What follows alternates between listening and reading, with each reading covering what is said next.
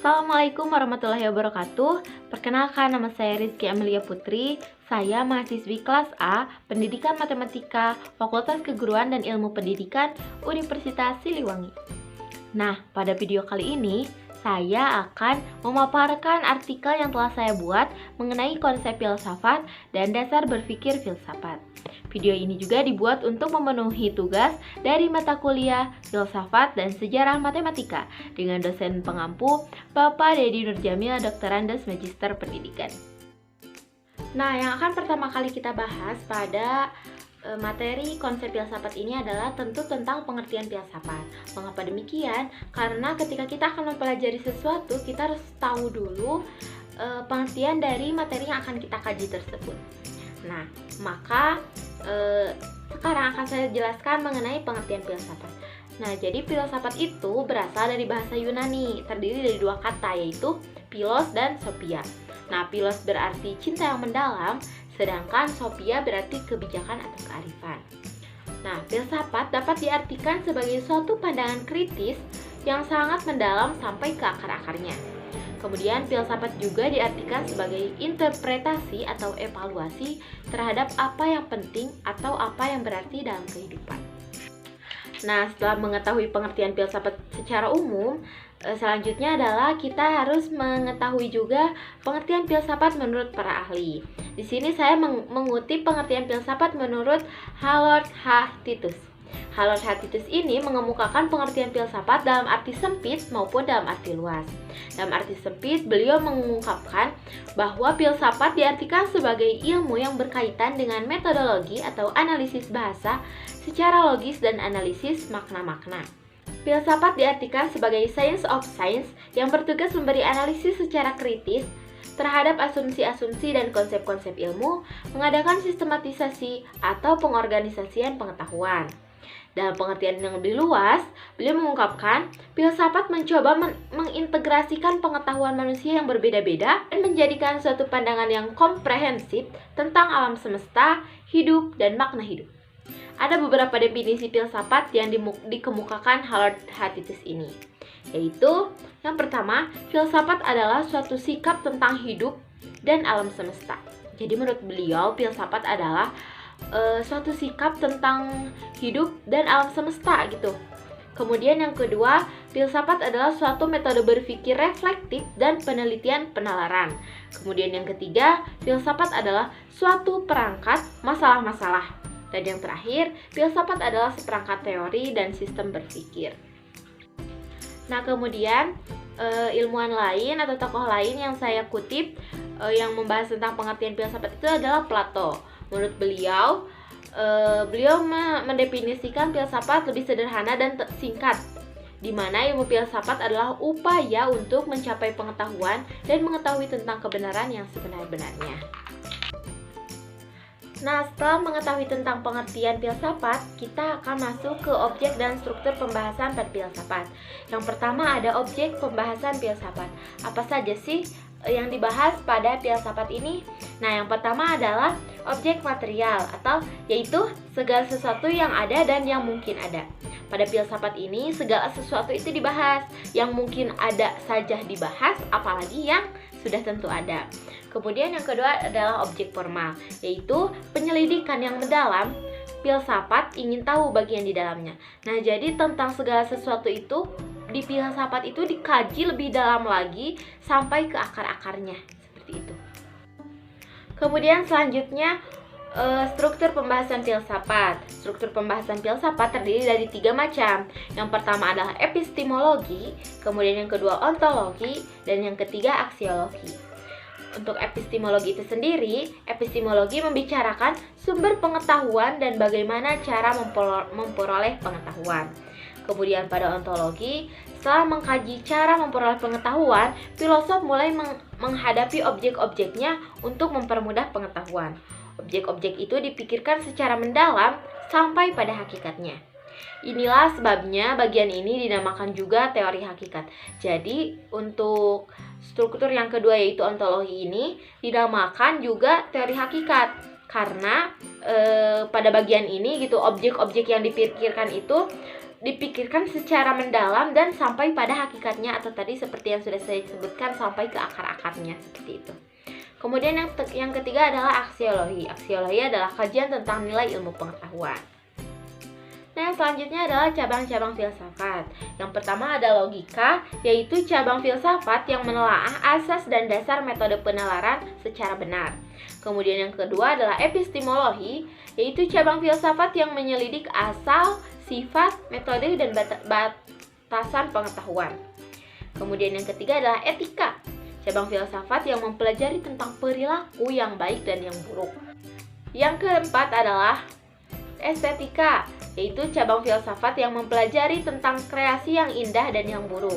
Kemudian yang terakhir adalah metafisika, yaitu cabang filsafat yang fokus pada prinsip yang mengenai sesuatu yang menyeluruh. Nah, sebenarnya ada banyak lagi cabang filsafat yang berkaitan dengan ilmu lain. Apabila filsafat berpaling perhatiannya pada sains, maka akan lahir filsafat sains. Apabila filsafat menguji konsep dasar hukum, maka lahirlah filsafat hukum. Apabila filsafat berhadapan dan memikirkan masalah-masalah hakiki pendidikan, maka lahirlah filsafat pendidikan. Nah, yang dibahas selanjutnya adalah pembabakan filsafat. Yang pertama, pra-Yunani kuno, yaitu terjadi pada abad 15-17 Masehi. Bangsa Yunani merupakan bangsa yang pertama kali berusaha menggunakan akal untuk berpikir. Kegemaran bangsa Yunani merantau secara tidak langsung menjadi sebab meluasnya tradisi berpikir yang bebas yang dimiliki bangsa Yunani. Kemudian yang kedua adalah zaman Yunani kuno, yaitu terjadi pada abad 7-2 sebelum Masehi. Zaman Yunani kuno dipandang sebagai zaman keemasan filsafat, karena pada masa ini orang memiliki kebebasan untuk mengeluarkan ide-ide atau pendapatnya. Yunani pada masa itu dianggap sebagai gudangnya ilmu dan filsafat, karena Yunani pada masa itu tidak mempercayai mitologi-mitologi. Bangsa Yunani juga tidak dapat menerima pengalaman-pengalaman yang didasarkan pada sikap menerima saja, tetapi membutuhkan inquiring attitude atau senang menyelidiki secara kritis. Kemudian yang ketiga adalah zaman pertengahan, yaitu abad 2-14 sebelum Masehi. Nah, zaman pertengahan ini ditandai dengan para tampilnya teolog di lapangan ilmu pengetahuan. Ilmuwan pada masa ini adalah hampir semuanya para teolog, sehingga aktivitas ilmiah terkait dengan aktivitas keagamaan. Atau dengan kata lain, kegiatan ilmiah diarahkan untuk mendukung kebenaran agama. Semboyan pada masa ini adalah Ancilla Theologia, abdi agama. Kemudian yang keempat adalah masa Renaissance. Renaissance merupakan era sejarah yang penuh dengan kemajuan dan perubahan yang mengandung arti bagi perkembangan ilmu. Zaman yang menyaksikan dilancarkannya tantangan gerakan reformasi terhadap keesaan dan supremasi Gereja Katolik Roma bersamaan dengan berkembangnya humanisme. Kemudian yang terakhir adalah perkembangan filsafat zaman modern yang terjadi pada 17-19 Masehi. Abad ke-17 sampai 19 Masehi. Nah, zaman ini ditandai dengan berbagai bidang ilmiah seperti filsafat dari berbagai aliran muncul. Pada dasarnya, secara keseluruhan bercorak sufisme Yunani. Paham-paham yang muncul dalam garis besarnya adalah rasionalisme, idealisme, dan empirisme. Nah, yang selanjutnya adalah ciri-ciri berpikir filsafat. Yang pertama, melodis, yaitu menggunakan metode cara jalan yang lazim digunakan oleh para filsuf dan dalam proses berpikir filsafat. Jadi, ciri-ciri orang yang berpikir filsafat itu yang pertama adalah melodis. Orang tersebut akan menggunakan metode cara jalan yang lazim digunakan oleh para filsuf dalam proses berpikir filsafat. Kemudian yang kedua sistematis, yaitu unsur-unsur dalam pemikirannya ada keterkaitannya yang satu dengan lainnya teratur dengan keseluruhan sehingga dapat tersusun suatu pola pemikiran yang filosofis.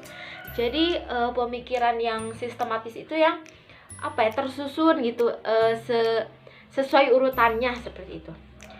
Kemudian yang ketiga adalah koheren, yaitu jika berpikir, unsur-unsurnya tidak boleh mengandung uraian yang bertentangan satu sama lainnya, tapi tetap memuat uraian yang logis dan jelas. Jadi, setiap unsur-unsur pemikirannya itu berkesinambungan, tapi tetap memuat uraian yang logis dan jelas. Tapi meskipun semuanya diusahakan berkesinambungan, dimaksimalkan berkesinambungan, tapi uraian tersebut tetap yang logis dan yang jelas.